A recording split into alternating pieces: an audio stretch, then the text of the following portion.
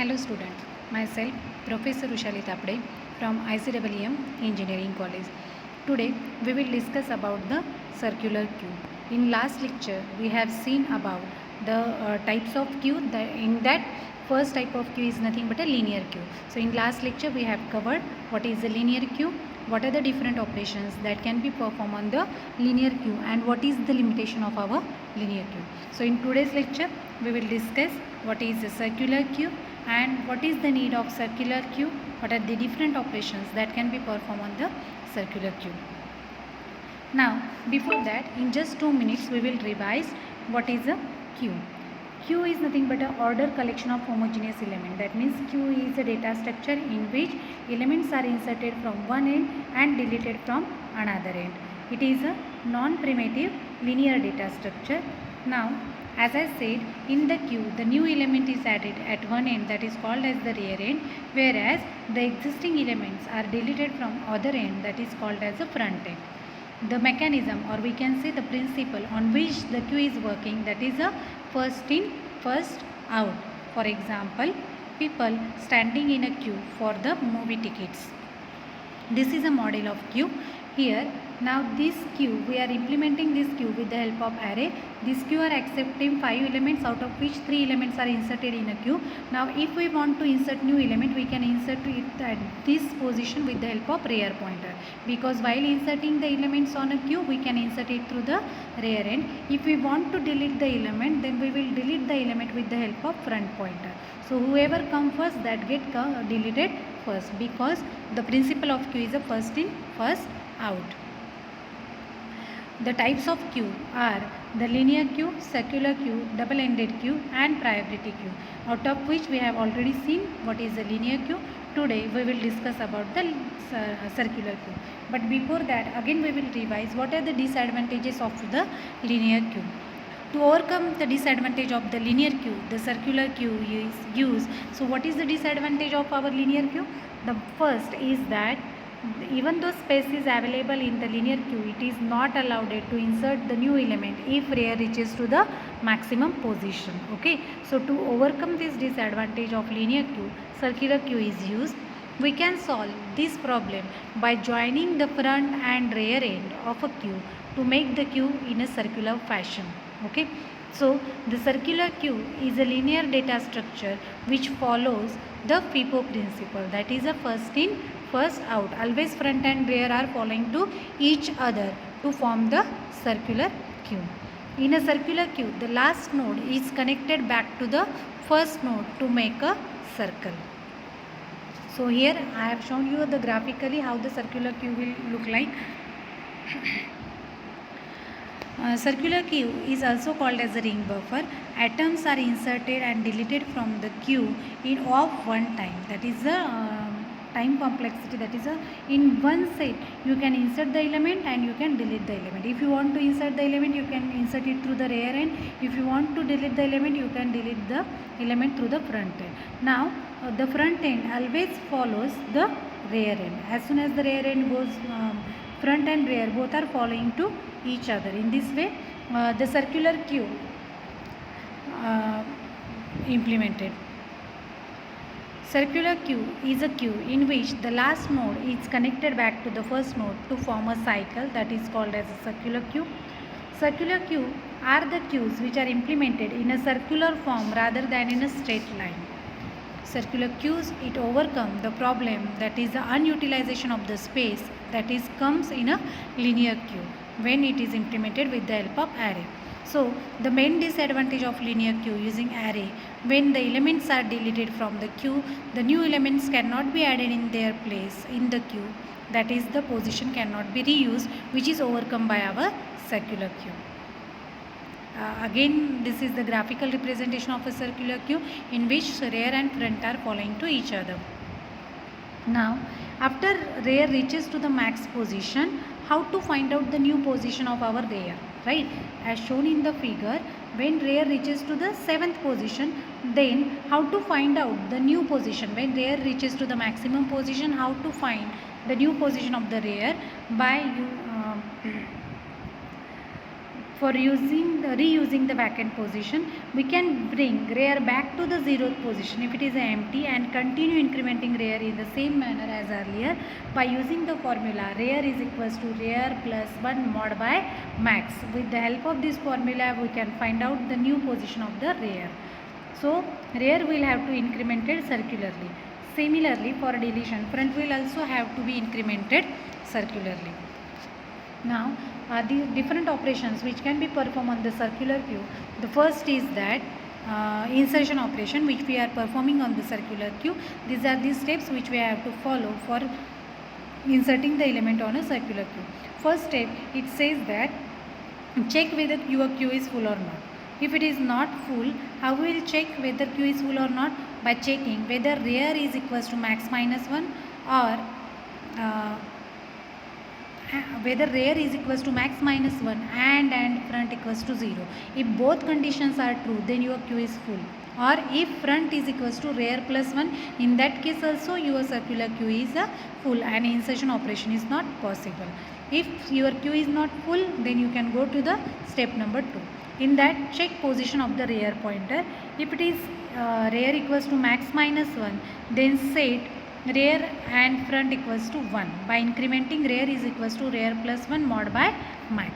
Okay, so with the help of this formula we can find out the new position of our rear pointer. Each time we have to find out the new position of the rear with the help of this formula, and then insert element at the position that is pointed by our rear pointer. Q of rear is equals to data. Similarly, we can perform the delete operations on the circular queue, and for that we have to follow the following step. The first step, again it says check whether our queue is empty or not. How to check queue is empty? By checking the condition whether front is equals to minus 1. If front is equals to minus 1, that means our circular queue is empty and delete operation is not possible. If our queue is not empty, then we can go for the second step and check whether the front and rear both are pointing to the same location. If both are pointing to the same location, then we are deleting that element and set front and rear to the minus 1. Now our queue is empty because this is the last element which we have deleted if front and rear is pointing to the same location. If this condition is false, then we move to the step number 3 and delete that element and increment the front pointer with the help of formula front is equals to front plus 1 mod by max. In this way, insertion and deletion operations can be performed on the circular queue. We will see one example. Now our circular queue holds the 5 elements. Okay, our circular queue holds the number of 5 elements. N is equals to 5. So initially there are no elements present on the queue, so our rear and front both are pointing to the 0th location.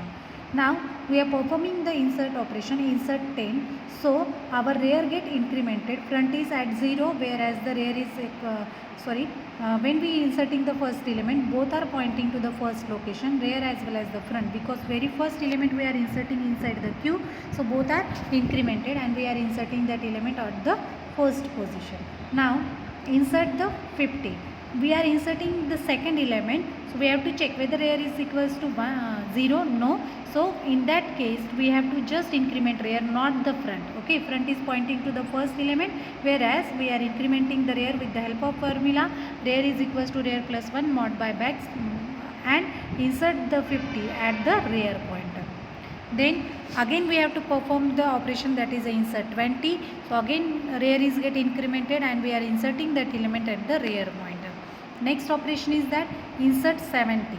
So again rear is get incremented and at the rear position we are inserting that element. Next operation is the delete operation. Now whenever you want to perform the delete operation in the queue, we are deleting the element from the front end. So the element 10 is get deleted and front is get now incremented with the help of formula front is equals to front plus 1 mod by max, and front is now pointing to the second element. In this way we can perform the different operation on the circular queue. Next operation is insert 100. Now again rear is incremented and at the rear position the 100 is get inserted. Now next is the insert 40. So again now rear reaches to the max position, again one position is vacant there, so we are calculating the new position of the rear. Rear is equals to rear plus 1 mod by max. Now rear value is 5, so 5 plus 1 mod by max 6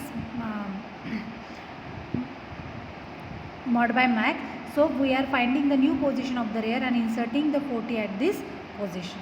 Now next operation is insert 140. Now while inserting this, we have to check what is the whether there is any vacant position available on the circular queue. Now here queue is overflow because rear is at the max position and there is no vacant position available on the circular queue, so it gives us the message queue is overflow. Next we are performing the delete operation, so we delete the element that is a 50. Again we are performing the delete operation, so delete the element which is pointed by the front end, that is a 20. Again we are performing delete operation, so now the 70s get deleted which are pointed by the front end. In this way we can perform insertion and deletion operation. Next is what are the applications of a queue. Queue, as the name suggests, is used whenever we need to have any group of objects in an order in which the first one coming in and also gets out first, while the others wait for their turn. Like in the following scenario, the first application of queue, serving request on a single shared resources like a printer, CPU, task scheduling. In that case, the queue is used whenever we are sending multiple jobs to the printer for printing. In that case, the queue is forming. Whoever comes first, its job get printed first. So in the printer, the print queue is used for scheduling the jobs. Similarly, in the CPU task scheduling also queue is used. In real life, call center phone system will uses the queue to hold people calling them in an order until a service representation is free. Next, handling of interrupts in a real-time system. In that case also queue is used. The interrupts are handled in the same order as they arrive. First come, first serve. Now we will discuss what is the difference between the stack and the queue. The principle on which the stack is working is nothing but a LIFO, that is last in first out, whereas the principle on which queue is working is a FIFO, that is a first in first out. This is the difference between the stack and queue working principle. Next, the insertion and deletion takes place in the stack at only one end, that is called as the top of the stack, whereas in the queue insertion takes place at the rear end, whereas the deletion takes place at the front end. In a stack, it has only one pointer variable, that is the top of the stack, whereas in a queue there are two pointer variable, one is the rear and other is the front. In stack there is no memory wastage, but in a queue, if it is a linear queue, then there is a memory wastage. I have told that the disadvantage of the linear queue, once rear reaches to the max position, even though space is available in the queue, it does not allow us to insert the new element. Okay. In the stack, the operations that are performed are the push and pop, whereas in the queue, the operations that are performed is nothing but a insertion and deletion. Stack, in computer system, the stack is used for the procedure calls, whereas in computer system, the queue used for the time or resource sharing. These are the applications of the stack and queue where the stack and queue are used. Example of stack is nothing but a plate counter at marriage reception is one of the example of stack, whereas example of queue is nothing but a student standing in a line at a fee counter. This is nothing but an example of our queue. I hope the circular queue concept is clear to everyone, and the difference between the stack and queue is also clear. So in the today's lecture we have seen what is a circular queue, what are the different operations that can be performed on the circular queue, and what is the difference between queue and stack. Thank you.